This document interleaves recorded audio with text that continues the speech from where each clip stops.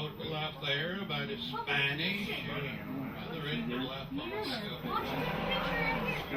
bow of it up front.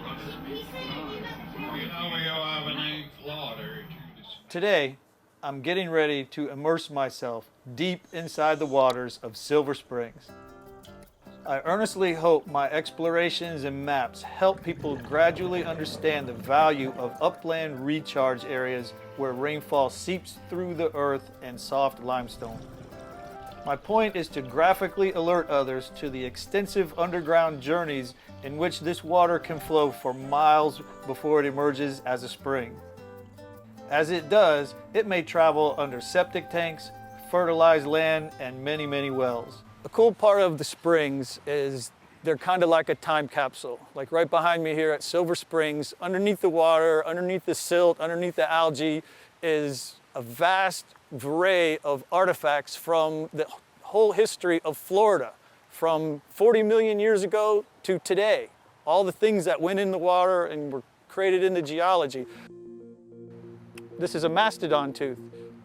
And all of the remains of everything that happened 10,000 years ago is right here in the bottom of this spring. Another part of Silver Springs is the tourists and people who come here and they walk out and they look at this river. They think this is the beginning of the river. Actually, this is just where the river comes out of the ground. So as explorers into the aquifer, we go to try and put our nose in the flow and follow that water and see where these big aquifers are going. Although we are just learning about the precise science of our springs, anthropologist Dr. Daniel Britton first visited Silver Springs in 1856 and came away in awe of what he described as perfectly diaphanous liquid flowing from the earth. He regarded it as one of the great natural features of the North American continent, like Niagara Falls or the Grand Canyon. While Dr. Britton really nailed it on that one, the complexities of silver are simply not visible to the average above-ground tourist. As a result, it's more difficult for most people to fully appreciate the hidden geology of Silver Springs. In a way, we can think of Silver Springs as like the Grand Canyon, but with a lid. Undoubtedly, all of our springs fit that definition.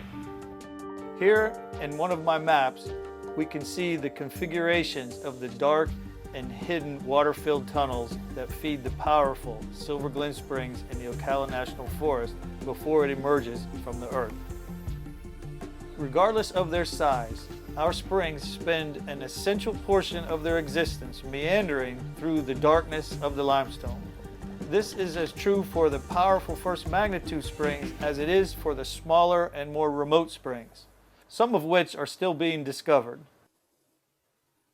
And here at the Seminole State Forest, we have a microcosm of the Floridian Aquifer and its recharge area.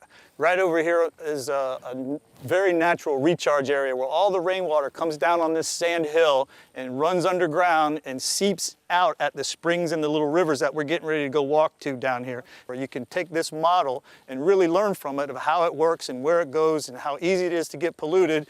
Great thing about the Seminole State Forest is it's protected. So the rainwater and the recharge area that comes out here is very pristine. So as we go and look at these springs out here, it's beautiful, pristine water, unpolluted.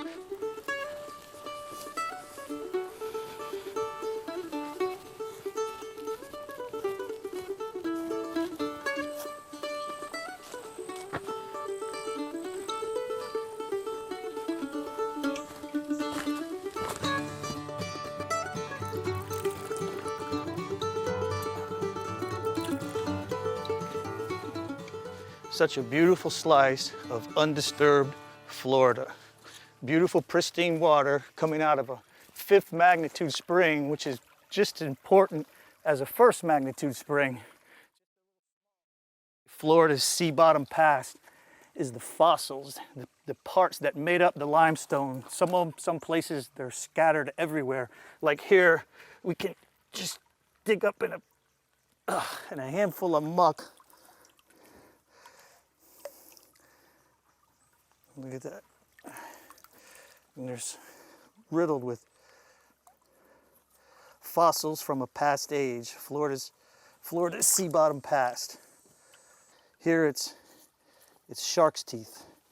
These sharks swam here 20 million years ago as the limestone was formed.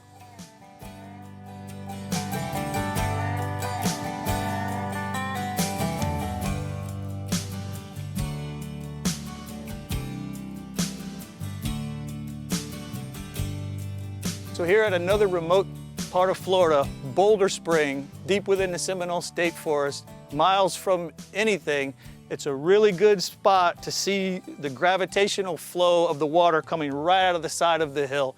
And it's seeking its path of least resistance, coming right out of the side of the hill, flowing down this little spring run, intersecting with numerous creeks and Blackwater creeks and Wekiva River, and finally working its way to the St. Johns and all the way out to the estuaries into the Atlantic Ocean.